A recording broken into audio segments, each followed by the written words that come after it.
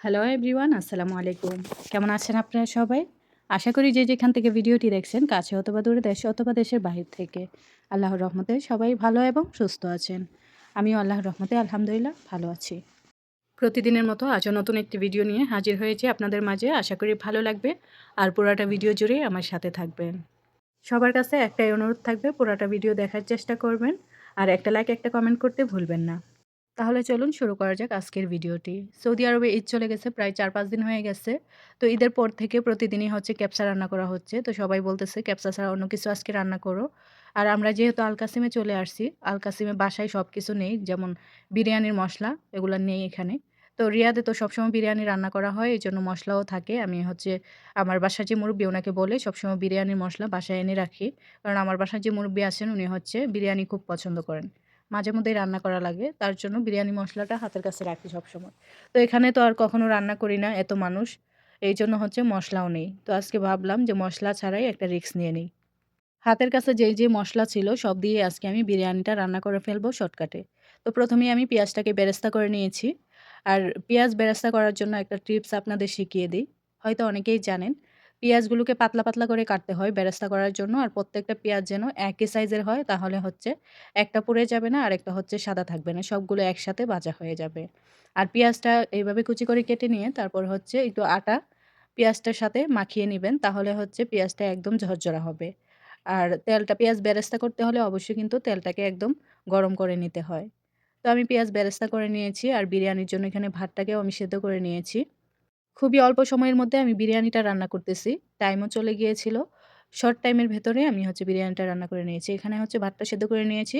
আর মুরগির মাংসটাকেও আমি কষিয়ে নিয়েছি। সব মসলা দিয়ে মানে হাতের কাছে আমার যে মসলা ছিল, টক দইও ছিল না। আমি হচ্ছে গুঁড়া দুধ দিয়ে হচ্ছে মানে মুরগির মাংসটাকে রান্না করে নিয়েছি। তো এখন আমি হচ্ছে সবকিছু রেডি করে নেব। এখানে আমি ৩ টা লেয়ার করে নেব।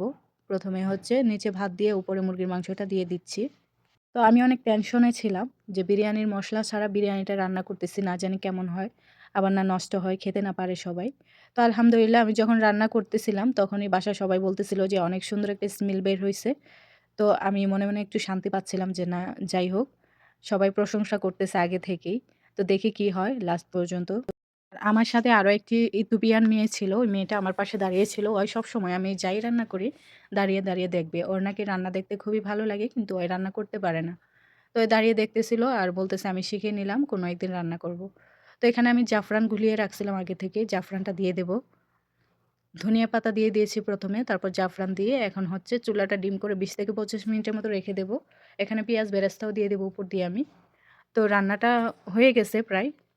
ভাত যেহেতু আগে থেকেই আমি সেদ্ধ করে নিয়েছি, তারপরেও চুলাটা ডিম করে রেখে দেবো ২০ থেকে ১৫ মিনিটের মতো। ২টা বাজলে হচ্ছে দুপুরের খাবার খায় সবাই। তো ২টা বাজলে চলে আসবে, ততক্ষণ পর্যন্ত আমি চুলাটা ডিম করে রেখে দেব। আর সত্যি কথা বলতে কি, বাসার ভিতরে যেই ঢুকতেছিল এসে বলতেছে যে, "কি রান্না করতেছো? এত সুন্দর ঘ্রাণ বের হইছে।" তো যাই হোক, রান্নাটা প্রায় শেষের দিকে। চলুন দেখা যাক কি অবস্থা। এখন আমি সবাইকে খাবারটা সার্ভ করব। এই তো ফাইনাল লুক বিরিয়ানির। তো এখন আমি হচ্ছে সবার জন্য বেড়ে নেব আর আমাদের দুজনের জন্য আলাদা করে বেড়ে নেব। তো সবার জন্য আমি বেড়ে নিয়েছি, খাবারটা দিয়ে আসবো। সত্যি কথা বলতে এত মজা হয়েছিল বলে বোঝানো যাবে না। বিরিয়ানি মসলা ছাড়াও যে বিরিয়ানি এত মজা করে রান্না করা যায় সেটা আজকে বুঝতে পারলাম।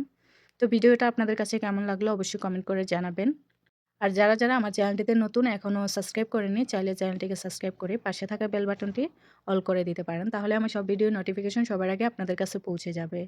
আর যারা আরবিয়ান রান্নাবান্না মানে সৌদি আরবের রান্নাবান্না দেখতে পছন্দ করেন, তারাও কিন্তু চাইলে চ্যানেলটিকে সাবস্ক্রাইব করে রেখে দিতে পারেন। তাহলে নিয়মিত আমার ভিডিওগুলো দেখতে পারবেন। আমি সবসময় আরবিয়ান রান্নাবান্না শেয়ার করে থাকি। ধন্যবাদ।